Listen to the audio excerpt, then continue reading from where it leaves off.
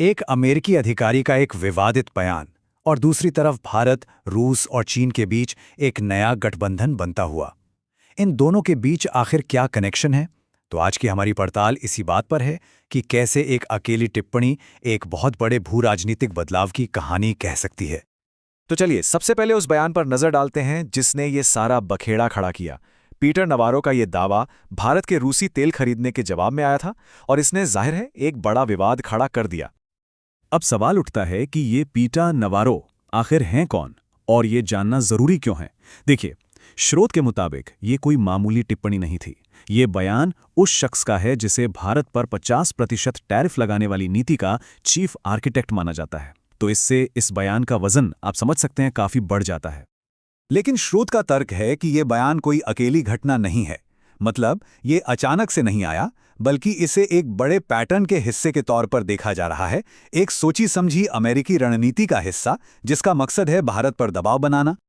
अच्छा, तो ये पैटर्न कैसा दिखता है? स्रोत के मुताबिक ये एक सिलसिलेवार अभियान है। सबसे पहले ऑपरेशन सिंदूर जैसे दावे आए जिससे सरकार की ताकत पर सवाल उठाए जा सकें। फिर मोदी वॉर का आरोप लगाया गया, ये कहकर कि भारत की तेल खरीदी की वजह से ही रूस यूक्रेन संघर्ष लंबा खिंच रहा है। इसके बाद आया आर्थिक दांव, वो 50% टैरिफ, और फिर आखिर में ये जातीय आधारित बयान जिसका मकसद स्रोत के अनुसार देश के अंदर ही फूट डालना था। तो सवाल ये है कि इस कथित दबाव के पीछे की असली वजह क्या हो सकती है? स्रोत इशारा करता है एक बदलते हुए वैश्विक गठबंधन की तरफ, एक ऐसा गठबंधन जिसमें 3 बहुत बड़ी शक्तियां एक साथ आ रही हैं। इस पूरी गहमा-गहमी का जो इमीडिएट ट्रिगर है वो एससीओ शिखर सम्मेलन को बताया जा रहा है। सोचिए, जब रूस, भारत और चीन के नेता एक ही मंच पर एक साथ दिखते हैं तो इसे एक ध्रुवी यानी यूनिपोलर वर्ल्ड ऑर्डर के लिए एक सीधी चुनौती के तौर पर देखा गया।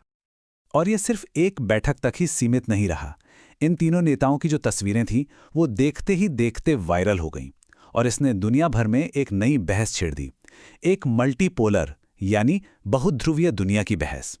मतलब एक ऐसी दुनिया जहां ताकत किसी एक देश के हाथ में सिमटी हुई ना हो।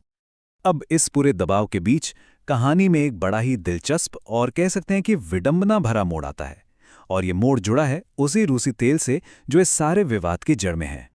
तो चलिए एक नंबर पर गौर करते हैं जो काफी चौंकाने वाला है।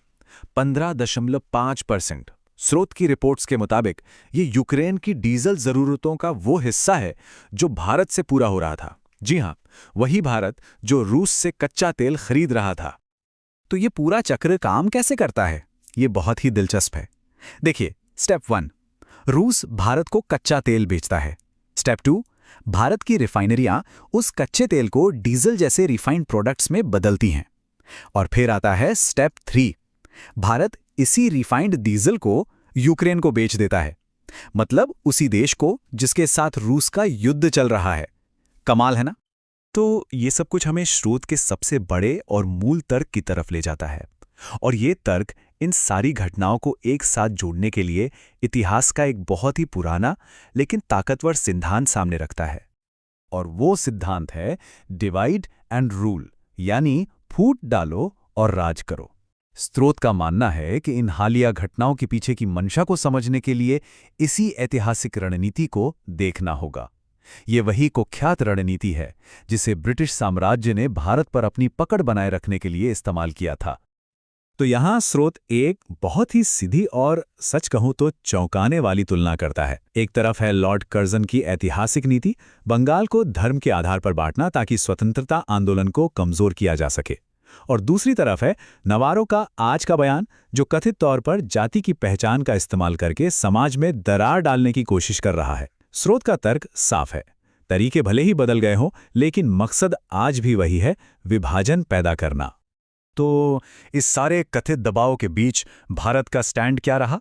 स्रोत के मुताबिक भारत के कदम अपनी कहानी खुद बयान करते हैं। अमेरिका के दबाव को साफ तौर पर खारिज करना, रूस के साथ अपने पुराने गठबंधन पर डटे रहना और टैरिफ जैसी आर्थिक चालों के सामने भी मजबूती दिखाना, ये सब मिलकर एक बहुध्रुवीय दुनिया में भारत की स्वतंत्र भूमिका पर जोर देते हैं।